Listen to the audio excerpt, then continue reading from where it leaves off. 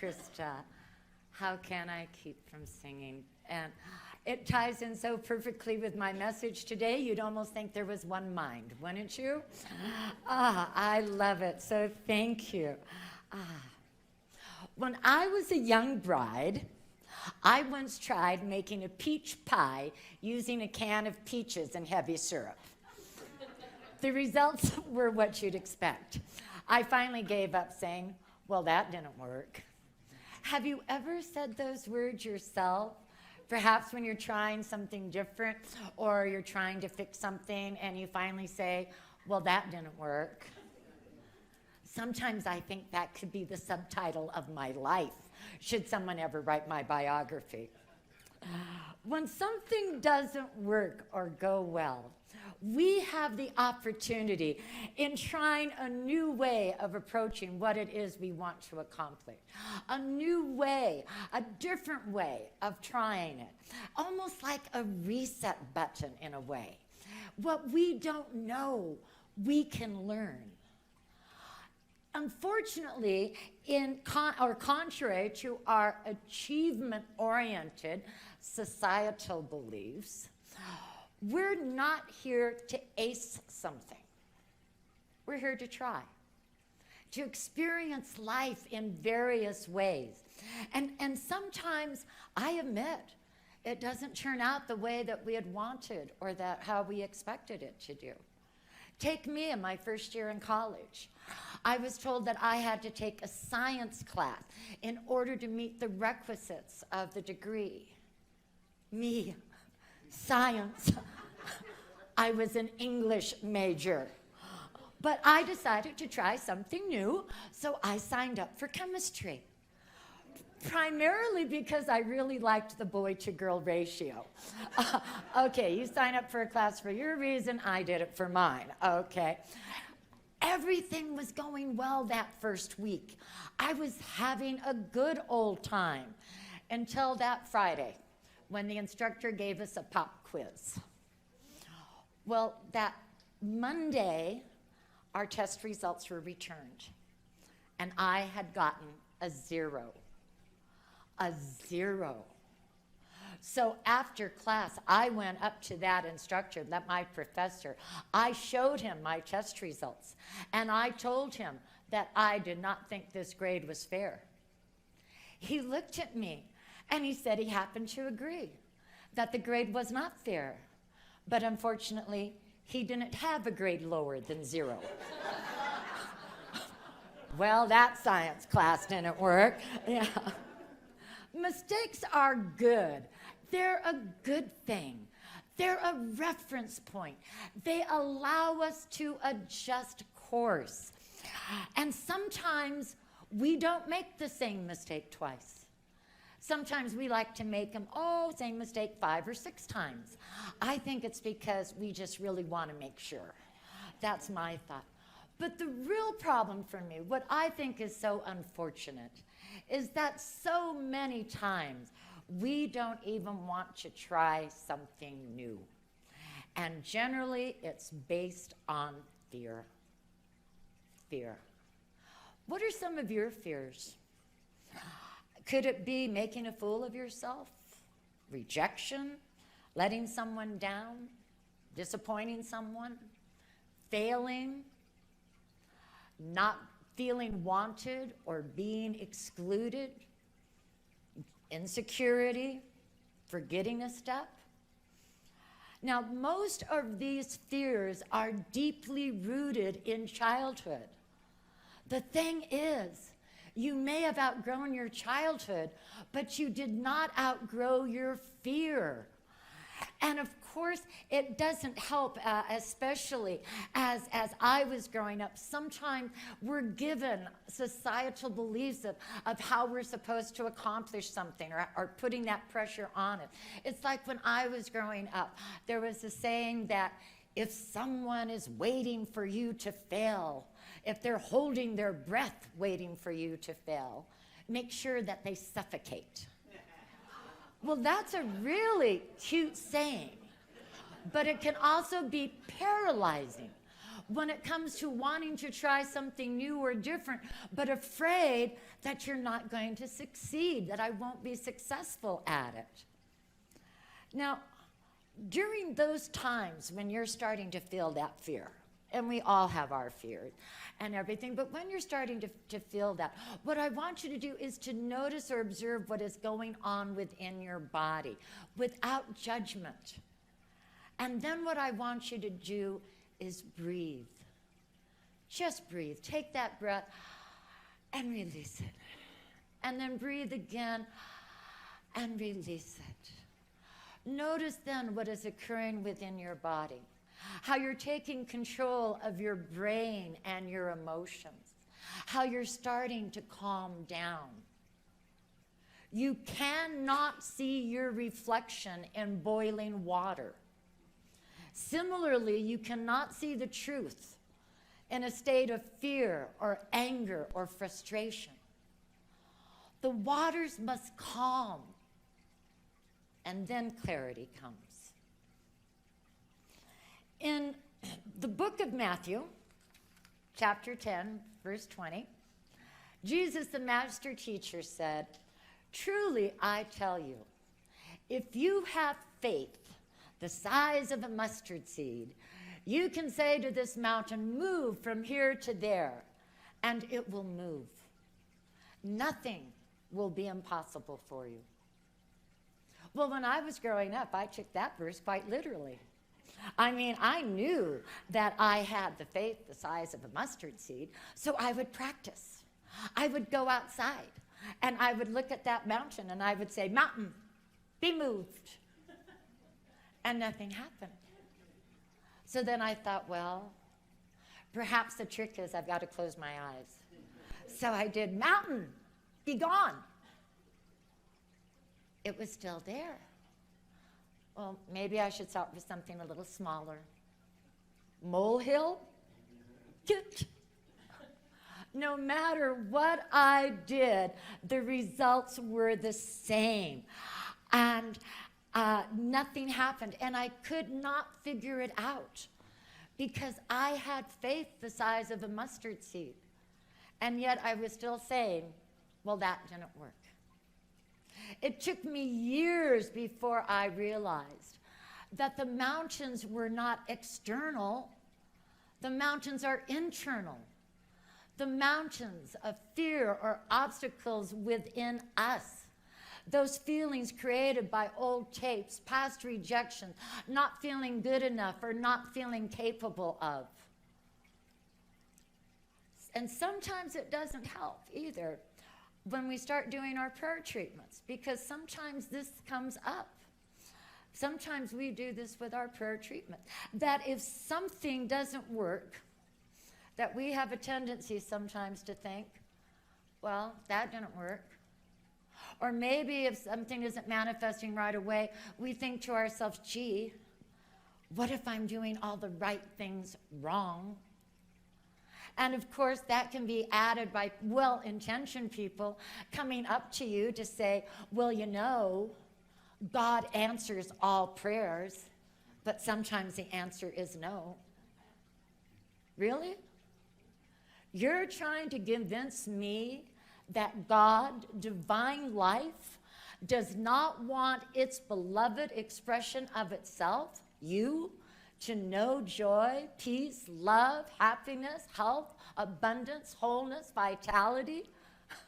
I don't think so. You will never convince me of that. So then the question comes up, well, then why isn't it manifesting in my life? It has to do with the mountains within you. This is where I think a practitioner one-on-one session can be so beneficial.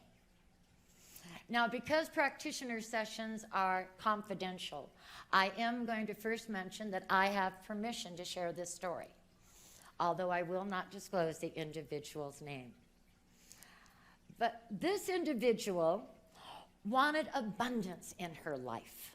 Now, abundance comes in many different forms, but for her, she wanted it in cash. She wanted it in money. And I want you to know she was acing her affirmations. She was nailing her spiritual mind treatments.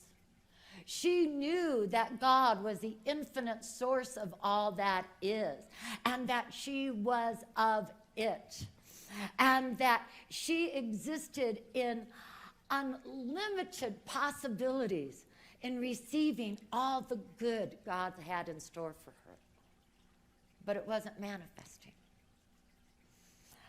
During my time with her, she discovered that she had a strong underlying belief, a strong belief, a fear that money was a lot of work. And it was more than accepting the societal belief that, well, you know, you have to work hard for your money, although that was part of it. She also had a mountain of fear here where she believed that money was a lot of work because then she was going to have to learn how to invest it. She was going to have a diversified portfolio. She was going to have to keep track of the rate of return, wanting to know when to buy and when to sell.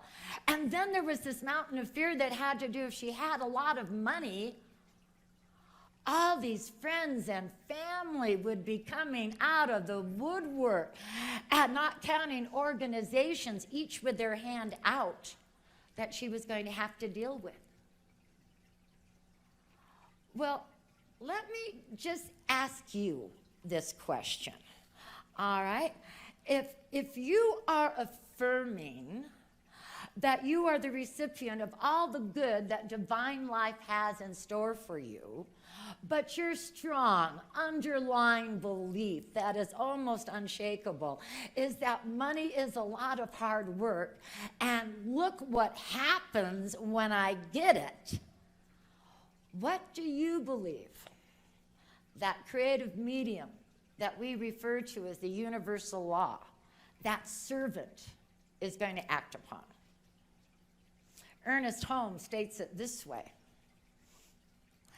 we are bound because we are first free. The power which appears to bind us is the only power in the universe which can free us. Now, since then, this woman has changed her affirmations a bit. Oh, yeah, she still has her fears. She still has her mountains of beliefs here. But she's changed them. Because right now she is affirming that she has enough money to just cover her expenses for that month, and maybe $1 or $2 more. And it's manifesting. Isn't that wonderful? She has climbed her mountain of fear just a little bit. And she may or may not decide to continue climbing. For all I know, she could be resting. And it's okay. One is not improved by being on top of the mountain. One is improved by the climb up the mountain. Now, as you start to climb your mountains of fears, your obstacles, and let's be candid, we all have our fears, we all have our mountains. Some of us even have entire mountain ranges that could probably, meet, the Rocky Mountain level and everything like that. But what I'm going to want you to do is that as you're facing them, as you're creating your own affirmation, as you're creating your own spiritual mind treatments, your own affirmative prayers, I'm going to suggest to you what I shared in my workshop that I presented last month called The Miracle of You. Because what I'm going to want you to do is to look at the active verb. And whenever possible, I want you to get rid of the words I am. I know, I'm one of the few people that would want you to look at another way of expressing I am. Now, I know it's not always possible, but that's what I want you to do. Look at the active verb. And let me show you why. Clay, could you show that first screen here? All right, here's one that we've heard. Maybe you yourself have even said it yourself. I am an expression of God's being. Isn't that beautiful? And it's oh so intellectual, isn't it? But what is the active verb? Am. Am is the active verb. Well, now let's see the difference that we can make if we amp it up a bit and we delete that. Rather than I am an expression of God's being, let's make it I express God's being. Why don't we say that together? I express God's being. Say that one again. I express God's being. Can you feel the difference? Can you tell the difference that's going on just by changing that active verb? That is what we refer to in practitioner study as the passion or the fire. Let's look at another affirmation that you might have heard. I am a reflection of the infinite. Again, it's so beautiful, isn't it? And it's oh so intellectual, but what is the active verb? Am is the active verb. So let's turn up the volume on this one and let's change it. Rather than I am a reflection of the infinite, let's have it I reflect infinity. Oh, say that again with some conviction here. I reflect infinity. Isn't that beautiful? And so, wow, let us say the two together then. Let's put that together. I express God's being. I reflect infinity. Oh, I love that. And let's say that one more time, but this time perhaps with the faith the size of a mustard seed. All right, let's do that one with that confidence. I express God's being. I express infinity. Oh, wow. You know what we just did? Do you know what you just did? You just told your fears, mountain, be gone, move. And when you do so, as the master teacher himself said, truly I tell you, nothing shall be impossible for you. And so with that, let us go into prayer, knowing that truth, knowing that anchoring. Because I know right now that there is absolutely no mountain high enough that can ever keep us from knowing all of God's goodness, that presence of divine life, of spirit, of itself, that we express all that God is, that all that love, all that joy, all that beauty, all that peace in every moment. I recognize for each and every one of us that we are the breath of God, that we are the heartbeat of God, that there is no duality, that I and the divine life is one, that we are together. And I also know that that divine center, that God loves us so much that it has placed its presence in the center of our being so that we will always know that we are one.